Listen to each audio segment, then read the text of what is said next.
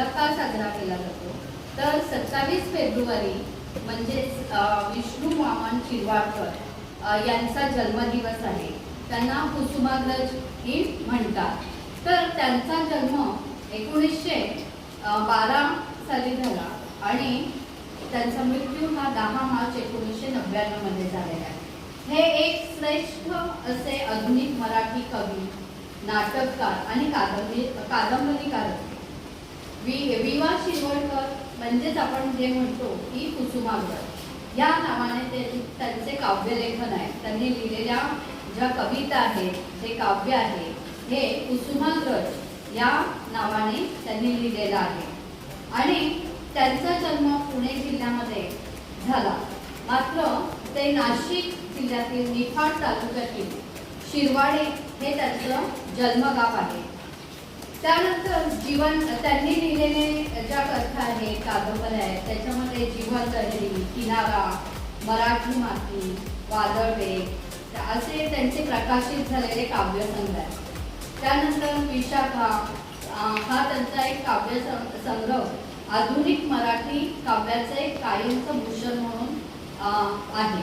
त्याच्यानंतर दुसरा पेशवा, वीज म्हणाली धरतीला, नटसम्राट, राजमुकुट अशी त्यांची ही गाजलेली नाटकं आहेत. 1974 मध्ये नटसम्राट या नाटकाला साहित्य अकादमीचे पारितोषिक मिळाले.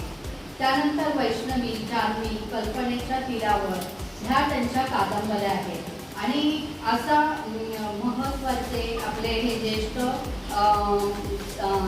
कुसुमाग्रज म्हणजे विष्णू वामन शिरवाडकर यांचा आज जन्मदिवस आहे आणि तो मराठी भाषा दिवस किंवा मराठी भाषा गौरव दिवस म्हणून आपण साजरा करतो. बघितलेलं आहे की फार पूर्वीपासून मराठी भाषा ही केवळ भाषा नाही, तर ती महाराष्ट्राची आपल्या ओळख आहे. महाराष्ट्राची एक संस्कृती आहे. मराठी भाषा ही एक केवळ भाषा नाही आहे, तर ती मराठी महाराष्ट्राची ओळख आहे, महाराष्ट्राची संस्कृती आहे. हे आपल्याला सगळ्यांनाच माहिती आहे. महाराष्ट्राची अस्मिता आहे. मराठी भाषेला छत्रपतींच्या शौर्याचा आणि स्वराज्याचा सुगंध आहे.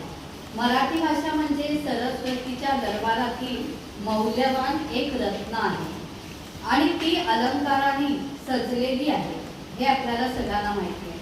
तसंच आर्या, ओवी, छंद, वृत्त, अभंग मराठी भाषेच्या घरी पाणी भरतात, कारण त्या गोष्टीतूनच आपल्याला आपले संस्कार समजत असतात. कथा, कविता, कादंबरी, नाटक, महाकाव्य यांनी अशी ही मराठी भाषा समृद्ध आहे.